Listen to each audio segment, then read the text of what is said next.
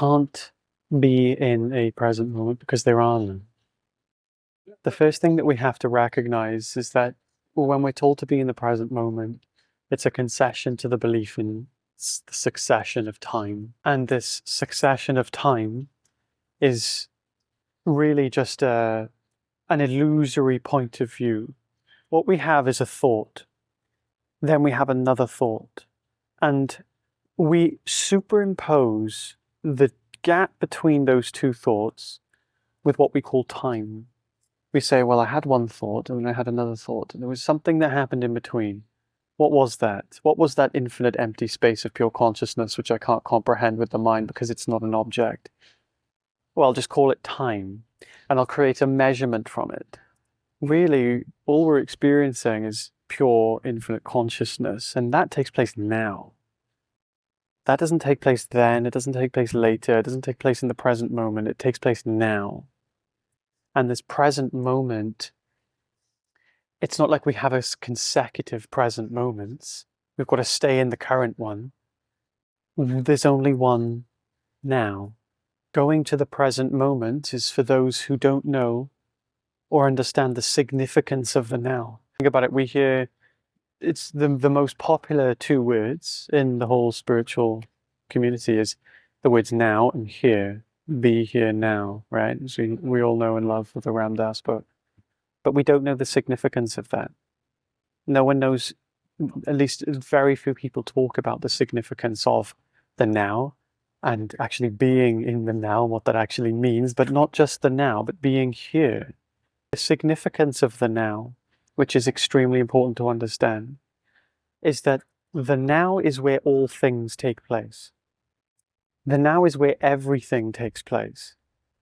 The now is what we would call eternity. It's beyond time. Eternity isn't a long stretch of time. That's a relative eternity. That's like eternal stretch of time for going forwards forever and ever.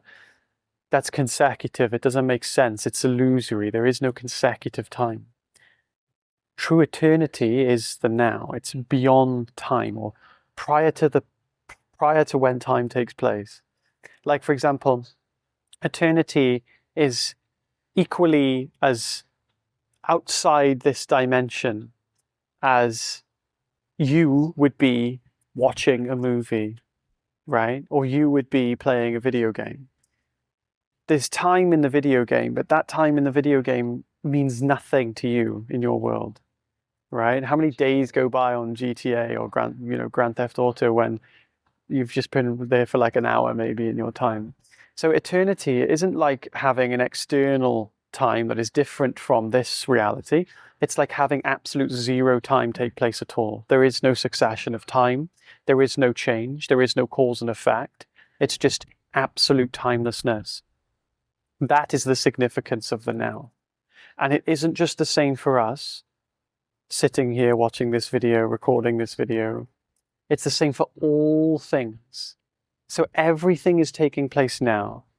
That includes you from the past, if there was a you from the past. That includes your family who have died. That includes everything that you could possibly fathom. It's all taking place now. All parallel universes, whatever they may be, it's all taking place now. That is the significance of the now. It's where consciousness is.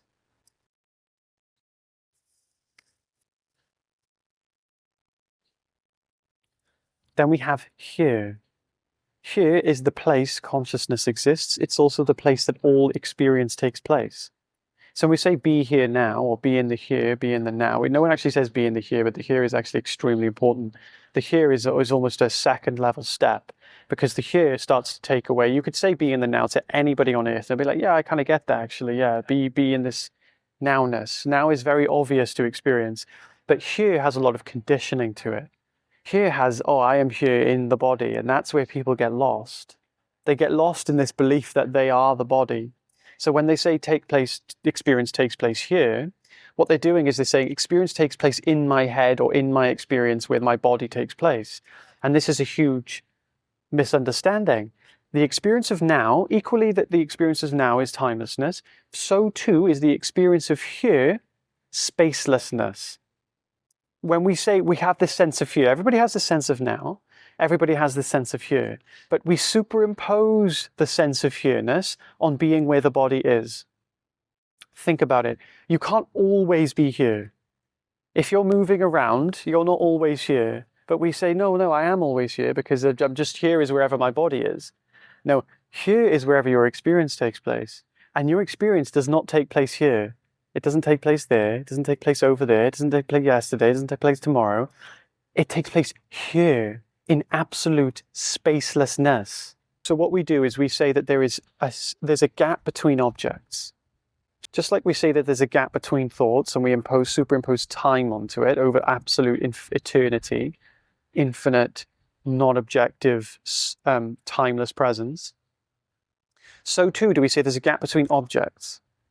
What is in between that gap between objects? It must be space. Oh, and I'm also an object. So the gap between me and something else must be space. And I take place in this space, and that takes place in that space. And we superimpose the gap between objects with this thing called space. And what we do is we dissect then an infinite totality into individual segments, individual dissected parts. And these individual dissected parts, we start to curate into humans and to objects and to animals and to things. And we start to give them their own place. And what happens is we distinguish our own place. And then this presence of here, which is the same place all experience takes place for every single thing that could experience, we say that, no, I'm just here. It's like taking an open, white, infinite canvas, drawing a circle on it, and saying, I take place here in this little thing. No, you are the canvas, and you take place everywhere the canvas takes place. And because it's infinite, it doesn't take place anywhere. Likewise, you are consciousness, and you take place where consciousness takes place. All your experience is derived from the experience of consciousness. You can only experience consciousness. And if you can only experience consciousness, you're not really experiencing anything at all. You're just experiencing pure being, pure existence, pure reality. The fact that there is, just think of this for a moment, the fact that there is, and you know that there is, when I say that there is something, whether we know that's a thing or not, we know that there is, that is reality. That is existence. You're noticing and recognizing that there is something that exists. Well, that existence takes place here. It doesn't take place tomorrow. It doesn't take place yesterday. There is no time. It's just ever-present here-ness. And your experience of the body, the experience of your thoughts, they don't take place from anywhere else in your experience. So for example, the sound of the buoy bobbing in the water over there. There is no buoy bobbing in the water there because the buoy doesn't have sound. Think about it. The buoy doesn't have a sound. Sound isn't a quality inherent in the buoy. If you don't know what a buoy is a little bobbling thing in the water. So where is the sound? Does the sound take place in the object or does it take place in the water? Because the water is what's connecting with the buoy. Well, obviously the sound isn't in the water. Water doesn't have sound. Water doesn't have sound like my body has eyes and ears. Water is water for the time being. It doesn't have sound. If you took this experience into space, there would be no sound. So sound is obviously an experience created by the mind. Because if it doesn't exist in the object, I mean, if it doesn't exist in any of the objects present where sound takes place, where else could it take place? It takes place here, in the raw field of hearing. And this hearing experience is made of pure perception. Perception is made of our mind, and our mind is made of consciousness.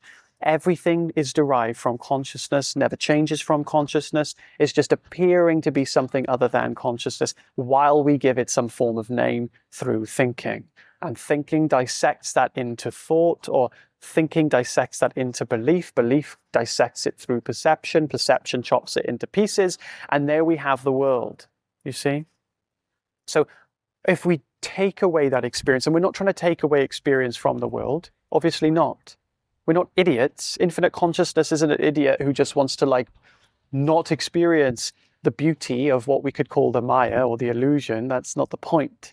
The point is that we don't want to suffer the consequences of separation. And it's so much better to experience the pleasure of being absolutely not two from everything. So if that sound isn't taking place over there, it's obviously taking place where? Wherever we take place, wherever our mind takes place. Where does our mind take place? If mind doesn't take place over there in the object, it takes place in consciousness, and consciousness doesn't take place in a space. So all your experience is the same. It's not just with sounds, it's with sensations. So your experience of the body, even the experience of the perception that it takes place at a distance, is another perception that takes place here in absolute spacelessness. Your thoughts take place there, your feelings take place there, your imagination takes place there, your dreams take place there. Your entire experience takes place here. And I'm saying here as if I'm pointing to this location. I obviously mean here, in absolute, timeless, spaceless being. And the significance of that, as if it's not already inherent in what I'm saying, suffering doesn't take place there. Suffering doesn't take place in the here, it doesn't take place in the now. There is no separation in the here and now. The actual experience of here and now, they're not two different things. They're not one side of the set. They're the same thing. They are absolute timeless eternity. Suffering doesn't take place there. I take people through these explorations every single week in my free community.